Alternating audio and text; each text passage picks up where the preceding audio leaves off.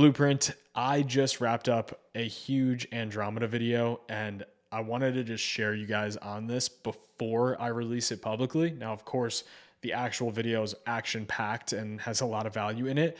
But I just want to share this one concept. I hope this hits home for just about everyone because there's a lot of confusion in the market right now. Everyone is telling you to only create home runs, only create new concepts. Now, the way that this algorithm used to work was the opposite of this. So the old school algorithm would work like this. It would take a new audience, just like so, and then it would take ads, and you would wind up launching a bunch of different ads, right? All of which go to the audience. So you have an audience, right? You're targeting men 55 plus, that's your audience. And then you have all of your ads, and all of those ads spend against that audience. The new way that this works is the exact opposite. The new way that this works is laid out right here. You have ads that are matching to audiences in the Andromeda update. The thing that I need everyone to reframe is that these are not just an ad unit matching to an audience. They are concepts matching to an audience. So what I respond to is different than what you listening to this respond to. I might do really well with UGC ads. You might do really well with static ads. That is the advantage of Andromeda. That's what everyone needs to wrap their head around. It's no longer about finding the one concept that applies to 80% of your customers. It's about unlocking new customers with new concepts. But this is the big but. Everyone is getting this part wrong. Everyone is under the impression now, because you unlock new audiences with new creative, that you should just be always creating new creative only and always taking home runs. So if you see here, this is Yeti that I have on my screen. And if we just were following that thesis, then what Yeti would be doing is Yeti would say, okay, here's my one ad and here's my next home run. This is a new concept. Here's my next home run. Here's my new concept. So instead of framing these as ads, frame these as concepts.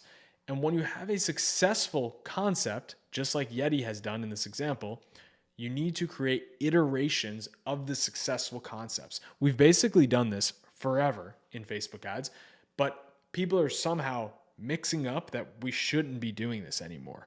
The biggest brands in the world, I literally have Yeti up right here, are spending on a boatload of ads, 3,400 active ads. And look at this media mix. They were spending at this time last year on around 200 ads. At the beginning of this year, they had less than 100 ads active for a good portion. Now they have 3,400 ads active. This applies to literally every brand. Let's take a look at AG1, right? Athletic Greens, if you're in the supplement space, one of the biggest brands in the world.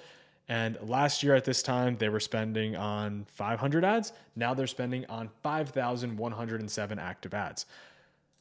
Never more have we had to focus on the concept and then building around that concept. So we're always just trying to unlock new audience segments. And why I think this is so important, I didn't mention this part in the video, is that this concept right here might only drive 2% of your ad spend, but it might do so at a 5x return. This concept might actually drive 30% of your ad spend, but it might do so at a 3x return. And then this concept might drive the remaining 68% of your ad spend, and it might do so at a 2x return. As long as all of these return on ad spends are acceptable to your business, a 5x, a 3x, and a 2x, then these are incremental. They value on their own. Meaning, if I deleted concept number one, that 2% would not be possible. This doesn't just move to 70% of the revenue. That's not achievable.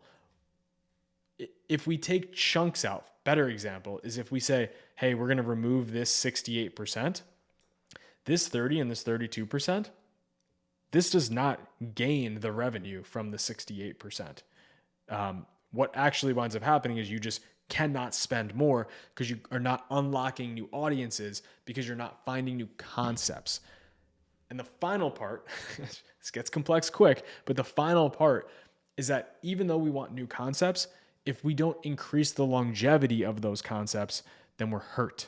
we don't ever scale because the ads fatigue way too quickly. And that's why Yeti in this example right here, and literally with their thousands of ads as I had up previously, are doubling down, tripling down, then 20xing down on the concepts that they know work. So when they have something as simple as this, which is such an easy static ad for them to create, they are then able to say, cool, this works. Now let's make a bunch more of it.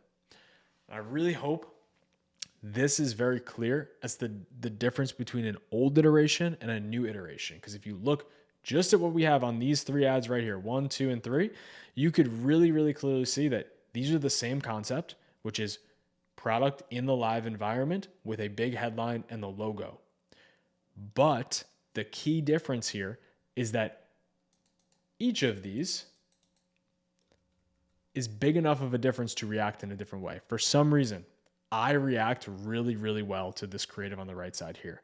I could tell you just literally me talking about this video, I want that product. I also react pretty well to this one here, but this in the middle with the yellow Yeti, I have no reaction to it. I would swipe by it all day long. That's why you need to take a concept that works and expand on it, because within the concept, different people react different to different iterations. This gets complex, but I really hope this helps. I know so many people have fear about this update and what they should actually be doing.